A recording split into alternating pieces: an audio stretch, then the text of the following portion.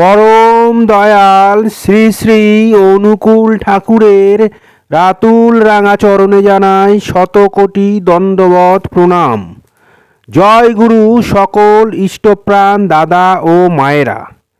আশা করব ঠাকুরের কৃপায় আপনারা সকলে ভালো আছেন, সুস্থ আছেন। আমরা বাড়িতে যেমন সকলে সকলের সাথে যুক্ত থাকি, ঠিক সেই রকম পরম দয়াল শ্রী শ্রী ঠাকুরও আমাদের সাথে যুক্ত থাকেন। আজকে ইষ্ট প্রসঙ্গে আলোচনার বিষয়বস্তু হল পরম দয়াল শ্রী শ্রী ঠাকুর কোন তিনটি সময় ও কখন আমাদের সাথে দেখা করতে আসেন।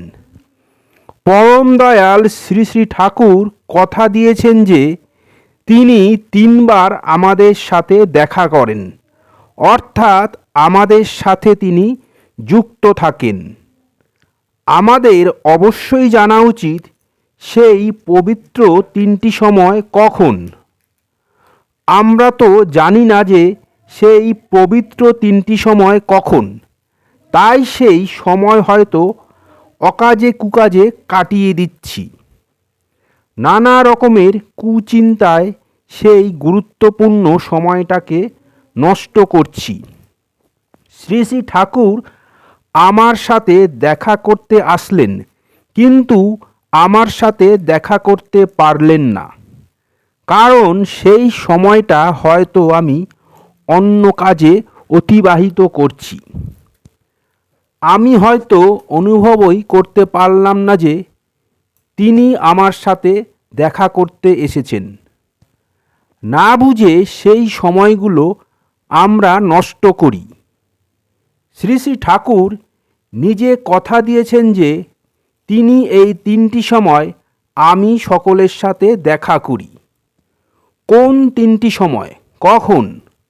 চলুন সেই বিষয়ে জেনে নেওয়া যাক। নারায়ণ নারদকে বলেছিলেন, আমি যোগী ঋষি সাধক সিদ্ধ ব্রহ্মচারীর হৃদয়ে থাকি না, আমি বৈকুণ্ঠেও থাকি না।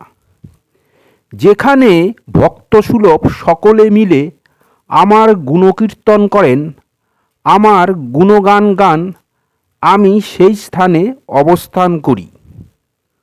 সকলের অন্তরে আমি অবস্থান করি। ঠাকুর আমাদের তিনটি কথা দিয়ে গেছেন, যে তিনটি সময় আমাদের সাথে তিনি দেখা করে থাকেন। 1 নম্বর, আমরা যখন দীক্ষা নিই। ঠাকুর বলেছেন, যখন দীক্ষা গ্রহণ করো তোমরা।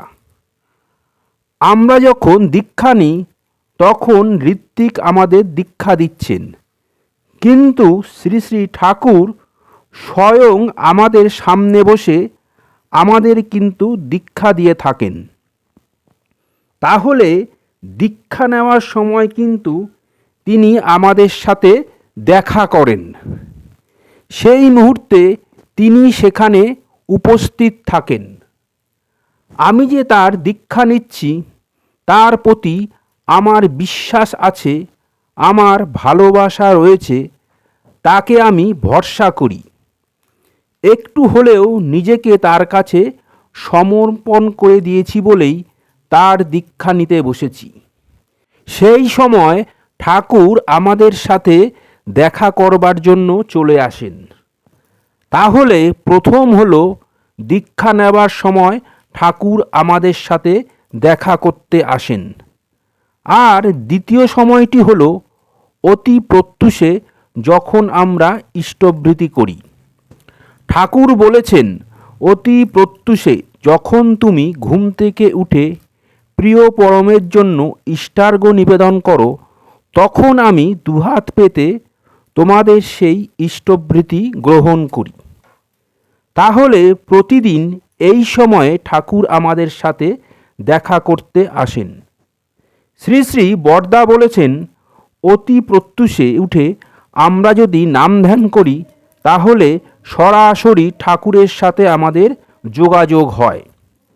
তাই অতি প্রত্যুষে যদি পরম পিতার উদ্দেশ্যে এই ইষ্টবৃতি নিবেদন করে থাকো, ঠিক সেই মুহূর্তে আমি দুহাত পেতে তোমাদের ইষ্টভৃতি গ্রহণ করি।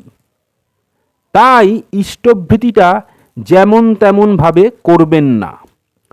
অবহেলা করে কখনোই ইষ্টভৃতি করবেন না, তাহলে ঠাকুর খুব কষ্ট পান।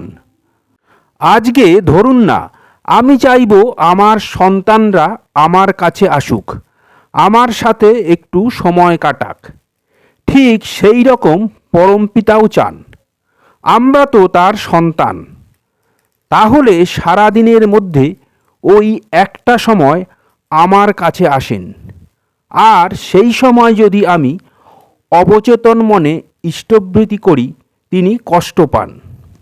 তাই শুদ্ধ মনে খুব আবেগের সাথে ওই একটা সময় রোজ আপনি ঠাকুরের সাথে, নিজের বাবার সাথে আপনি একত্রিত হচ্ছেন। তাই সেটা অতি যত্ন সহকারে করবেন। হেলায় ফেলায় কিন্তু ইষ্টভৃতিটা করবেন না। আর তৃতীয় যে সময়টা, যখন আমি তোমাদের সকলের সাথে দেখা করতে আসি, তোমাদের মধ্যে থাকি, তোমাদের মধ্যে বিরাজ করি, তোমরা অনুভব করতে পারো বা না পারো সেটা সম্পূর্ণ তোমাদের ব্যাপার।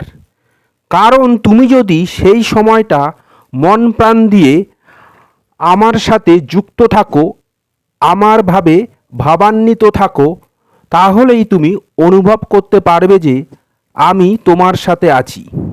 আর তুমি যদি এটা না করো, তাহলে তুমি অনুভব করতে পারবে না। আমি যোগী, ঋষি, মুনি, সিদ্ধ, ব্রহ্মচারী তাদের হৃদয়ে আমি থাকি না। যেখানে আমার গুণকীর্তন হয়, যেখানে আমার নাম কীর্তন হয়, সেখানেই আমি বিরাজ করি। সৎসঙ্গ যেখানে ঠাকুরের কথা হয়।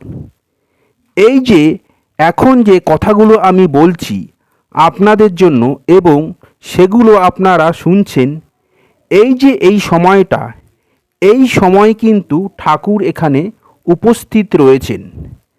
এই যে আমি পরম দয়ালকে নিয়ে যা বলছি, যা আমার মুখ থেকে বেরোচ্ছে, সবই তার দয়ায় বেরোচ্ছে।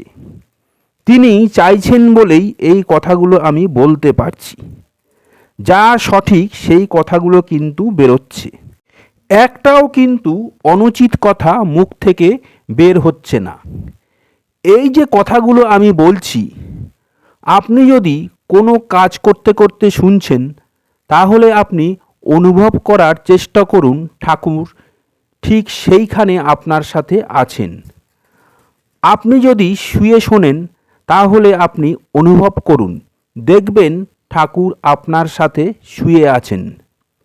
আপনি যদি বসে বসে কথাগুলো শোনেন, দেখবেন আপনার পাশে শ্রী শ্রী ঠাকুর বসে আছেন। আপনি বিকালে হাঁটতে বেরিয়েছেন, সেই সময় আপনি হয়তো এই কথা শুনছেন, দেখবেন ঠাকুর আপনার সাথে হাঁটছেন। এইভাবেই অনুভব করতে হয়। যখন আমরা সৎসঙ্গে যাই বা ঠাকুরের কোনো উৎসবে যাই, তখন কোনো আজে বাজে কথা বলতে নেই। একভাবে মন দিয়ে ঠাকুরের কথা শুনতে হয়, কারণ ঠাকুর স্বয়ং ওই স্থানে বিরাজ করেন। তাই মনোযোগ সহকারে কথাগুলো শুনবেন এবং ভাববেন ঠাকুর স্বয়ং এই কথাগুলো বলছেন। আমার সাথে আমার ঠাকুর স্বয়ং বসে আছেন। সেই সময়গুলো অনুভব করুন। ঠাকুর আমাদের সাথে থাকেন। সেই সময়গুলোকে অযথা নষ্ট করবেন না। সেই সময়গুলো জীবনের উন্নতি, নিজের জীবনের উন্নতির ধাপ। কারণ তার সাথে যুক্ত থাকা মানে কিন্তু আমি সব দিক থেকে উন্নত হয়ে উঠব। তাই বারবার করে বলছি, এই তিনটি সময় কিন্তু ঠাকুর আমাদের সাথে দেখা করতে আসেন।